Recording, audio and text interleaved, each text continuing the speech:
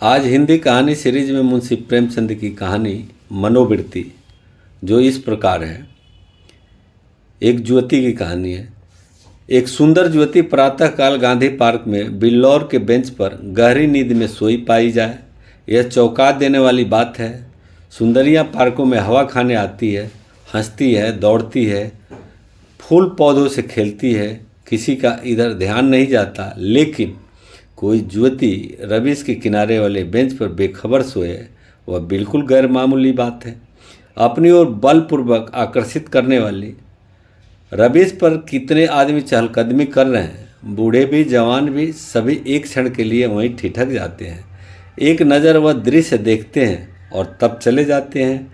युवक वृंद रहस्य भाव से मुस्कुराते हुए, वृद्ध जन चिंता भाव से सिर हिलाते हुए और युवतियाँ लज्जा में आंखें नीचे किए हुए। बसंत और हासिम निकर और बनियान पहने नंगे पांव दौड़ रहे हैं। बड़े दिन की छुट्टियों में ओलंपियन रेस होने वाली है। दोनों उसी की तैयारी कर रहे हैं। दोनों इस स्थल पर पहुंचकर रुक जाते हैं और दबी आंखों से युवती को देखकर आपस में ख्याल दौड़ाने लगते हैं। बसंत ने कहा, इसे और कहीं सोने की जगह न मिली। हासिम ने जवाब दिया, कोई वेश्या है।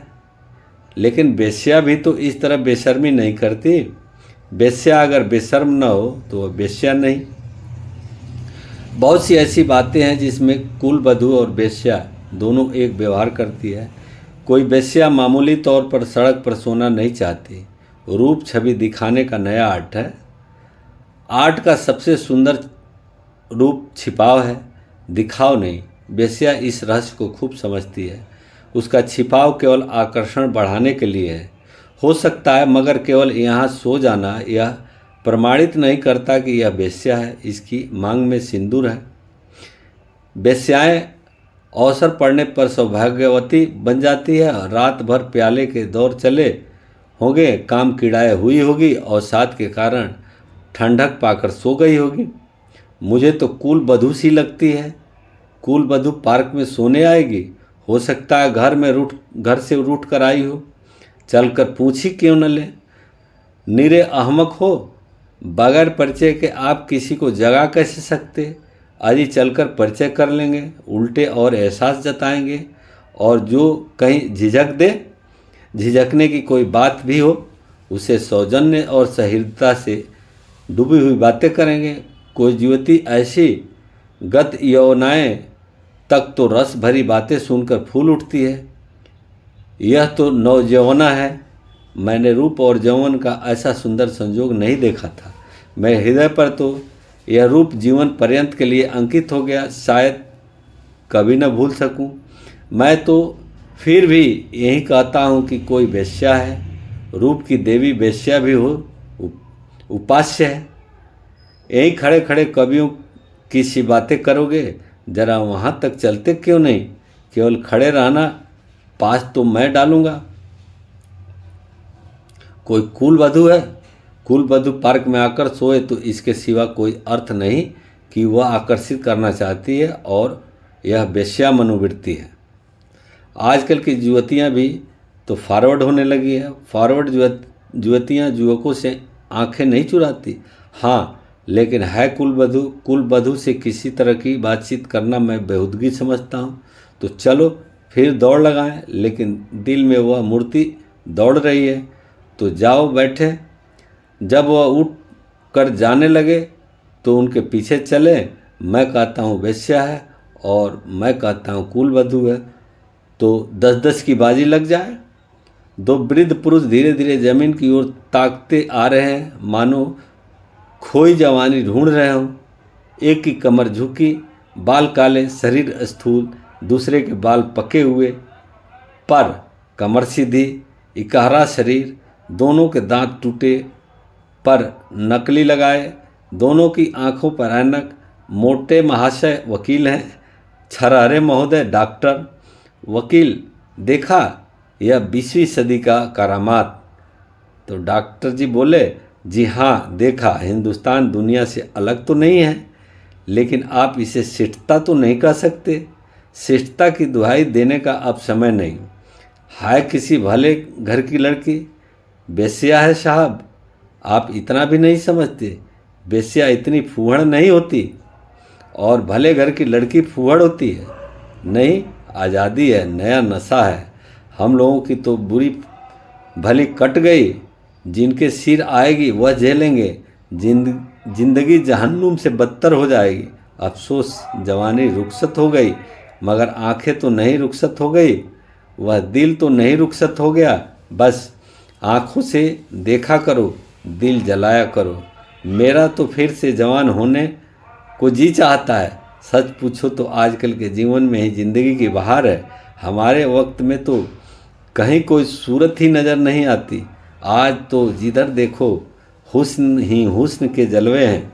सुना युवतियों की दुनिया में जिस चीज़ से सबसे ज़्यादा नफरत है वह बूढ़े मर्द हैं। मैं इसका कायल नहीं। पुरुष को जौहर उसकी जवानी नहीं, उसका शक्ति संपन्न होना है। कितने ही बूढ़े जवानों से ज़्यादा कड़ियल होते हैं। मुझे तो आए दिन इसके तजुर्बे होते हैं। मैं ही अपने को किसी जवान से कम नहीं समझता। यह सब सही है, पर बूढ़ों का दिल कमज़ोर हो जाता है। अगर यह बात न होती तो इस रमणी को इस तरह देखकर हम लोग यूं न चले जाते। मैं तो आंखों भर देख भी न सका। डर लग रहा था कि कहीं उसकी आंखें खुल जाए और वह मुझे ताकते देख ले तो दिल में क्या समझे। खुश होती कि बूढ़े पर भी उसका जादू चल गया। अजी रहने दो, आप कुछ दिनों आकोसा को सेवन कीजिए। चंद्रोदय खा करके देख चुका, सब लूटने की बातें हैं। मंकी ग्लैंड लगवा लीजिए ना। आप इस ज्योति से मेरी बात पक्की करा दें, मैं तैयार हूँ। हाँ, यह मेरा जिम्मा, मगर हमारा भाई हिस्सा भी रहेगा। अर्थात यह भी कभी कभी मैं भी आपके घर आकर अपनी आंखें ठंडी कर लिया करूँगा। अगर आप इस इरादे से आए तो मैं आपका दुश्मन हो जाऊँगा। ओह, आप तो मंकी ग्लैंड का नाम सुनते ही जवान हो गए। मैं तो समझता हूँ यह भी डॉक्टरों ने लूटने का एक लटका निकाला है। सच? अरे साहब, इस रमणी के स्पर्श में जवानी है। आप हैं किस फेर में? उसके एक एक अंग में, एक एक मुस्कान में, एक एक विलास में जवानी भरी हुई। न 100 मंकी ग्लैंड, न एक रमणी का बहुपाश। अच्छा, कदम बढ़ाइए, मुवक्किल आकर बैठे होंगे। यह सूरत याद रहेगी। फिर आपने याद दिला दी। वह इस तरह सोई है इसलिए कि लोग उसके रूप को, उसके अंग विन्यास को, उसके बिखरे हुए केसों को, उसकी खुली हुई गर्दन को देखें और अपनी छाती पीटे। इस तरह चले जाना उसके साथ अन्याय है। वह बुला रही है और आप भागे जा रहे हैं। हम जिस तरह दिल से प्रेम कर सकते हैं, जवान कभी कर नहीं सकता। बिल्कुल ठीक। मुझे तो ऐसी औरतों से साबिका पड़ चुका है जो रसिक बुड्ढों को खोजा करती है। जवान तो छिछोरे, उच्छृंखल, अस्थिर और गर्वीले होते हैं। वे प्रेम के बदले कुछ चाहते हैं या निस्वार्थ भाव से आत्मसमर्पण करते हैं। आपकी बातों से दिल में गुदगुदी हो गई।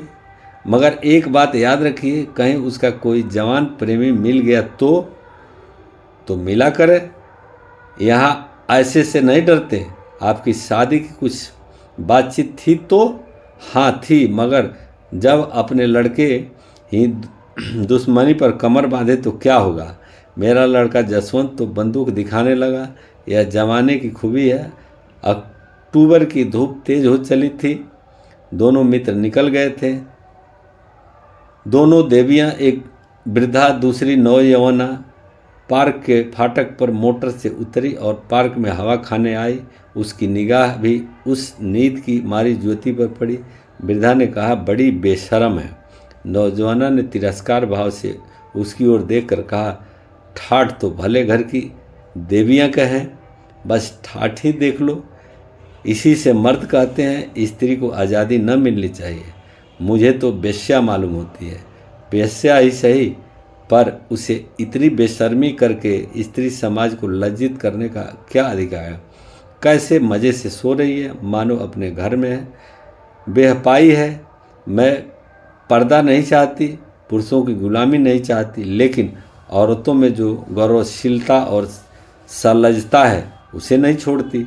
मैं किसी युवती को सड़क पर सिगरेट पीते देखती हूँ तो मेरे बदन में आग लग जाती है। उसी तरह आधी का जम्फर भी मुझे नहीं सुहाता। क्या अपने धर्म की लाज छोड़ देने से ही सब साबित होगा कि हम बहुत फॉरवर्ड हैं? पुरुष अपनी छाती या पीठ खोले तो नहीं घूमते। इसी बात पर बाई जी, जब मैं आपको आड़े हाथे लेती हूँ तो आप बिगड़ने लगती हैं। पुरुष स्वाधीन है, वह दिल में समझता है कि मैं स्वाधीन हूँ, वह स्वाधीनता का स्वांग नहीं भरता।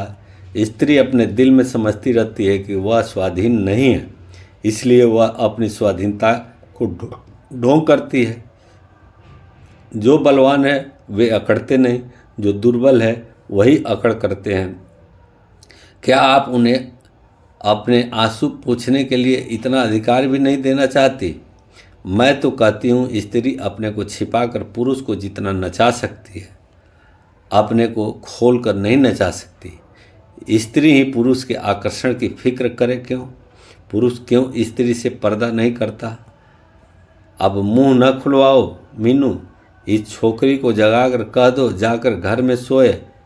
इतने आदमी आ जा रहे हैं और यह निर्लजता टांग फैलाए पड़ी। हाया, यहाँ नींद कैसे आ गई? रात कितनी गर्मी थी भाई जी, ठंडक पाकर बेचारी की आंखें लग गई है। रात भर यहीं रहे, कुछ कुछ बदती है। मीनू युवती के पास जाकर उसका हाथ पकड़कर हिलाती है। यहाँ क्यों सो रही हो देवी जी? इतना दिन चढ़ाया, उठकर घर जाओ। युवती आंखें खोल देती है। ओहो, इतना दिन चढ़ाया? क्या मैं सो गई थी? मेरे सिर में चक्कर आ जाया करता है। मैंने समझा शायद हवा से कुछ लाभ हो। यहाँ आई पर ऐसा चक्कर आया कि मैं इस बेंच पर बैठी रह गई, फिर मुझे होश न रहा। अब भी मैं खड़ी नहीं हो सकती, मालूम होता है कि मैं गिर पड़ूंगी। बहुत दवा की पर कोई फ़ायदा नहीं होता। आप डॉक्टर श्यामनाथ को आप जानती होंगी, वह मेरे ससुर हैं। युवती ने आश्चर्य से कहा, अच्छा, यह तो अभी इधर ही से गए हैं। सच? लेकिन मुझे पहचान कैसे सकते? अभी मेरा गौना नहीं हुआ है। तो क्या आप उसके लड़के बसंत लाल की धर्मपत्नी हैं? युवती ने शर्म से सिर झुकाकर स्वीकार किया। मीनू ने हंसकर कहा, बसंत लाल तो अभी इधर से गए हैं, मेरा उनसे यूनिवर्सिटी का परिचय है। अच्छा, लेकिन मुझे उन्होंने देखा कहाँ है? तो मैं दौड़कर डॉक्टर को खबर दे दूं? जी नहीं, किसी को न बुलाइए। बसंत लाल भी वहीं खड़ा है, उसे बुला दूं? तो चलो, अपने मोटर पर तुम्हें तुम्हारे घर पहुंचा दूं। आपकी बड़ी कृपा होगी। किस मोहल्ले में? बेगमगंज और मिस्टर जयराम के घर। मैं आज ही मिस्टर बसंत लाल से कहूँगी। मैं क्या जानती थी कि वह इस पार्क में आते हैं, मगर कोई आदमी साथ ले लिया होता। किस लिए? कोई ज़रूरत नहीं थी।